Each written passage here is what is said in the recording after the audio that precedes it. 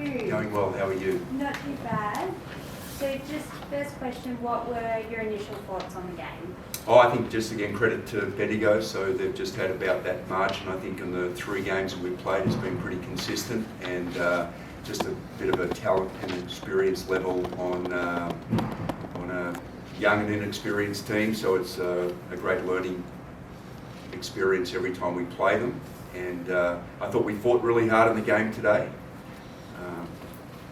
The periods where we had lapses, we were made to pay, and I think that's been a familiar thing with the series we've had this season with them. Just based on what I've seen from Bendigo guy this year, they've sort of got out of the blocks early and blown teams away, and then sort of eased back into the second half. But I thought you held them pretty well to half time. You were happy with where you're at half time? Yeah, there was a 3 right on half time, which kind of, we're at 8. I would have been really happy with that. So that made it 11 right on the crack of half time. So that was a little bit deflating, I think, to walk in then. Yeah, they certainly can find different lineups and ways to penalise you. So looking for our discipline at both ends of the floor to improve past a point where it's okay, and that's what we're trying to get to with the team. Because the situations in defence, if there's one more effort, one more closeout, one more rotation, we learn that, then we're pretty good offensively. If there's one more movement of the ball, whatever. But again, through some inexperience, if that stuff doesn't happen and it's an inferior result, then it feels like we're scrambling.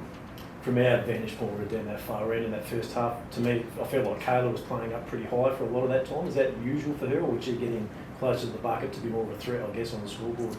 Oh, well, she's a pretty versatile player, Yeah. so she's a playmaker, and she had a hand in a lot of assists early, and I think she only had a couple of shots by the half, so we were trying to get the ball a bit more into the post in the second half.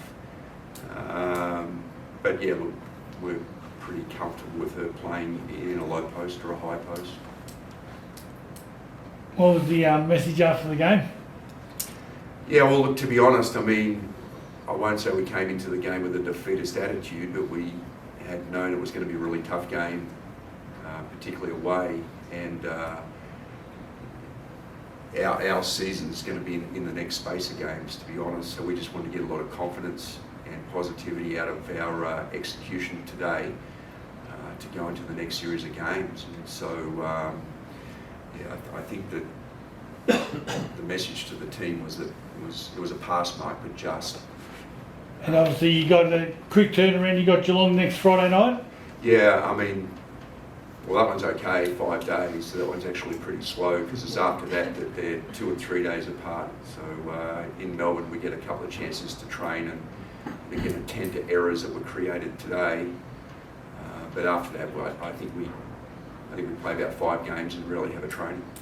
Who's your biggest threat coming through from underneath, do you think? Well, it's hard to tell. Everyone's losing down the bottom end of it. It's crazy. I've never seen a season like it. So, the top 3 teams have pulled away, and the rest of us are in a dogfight for the 4th spot. As I've said before, I do think that probably the talent drain to Europe is a bit more significant this year. There are some really young teams in the league.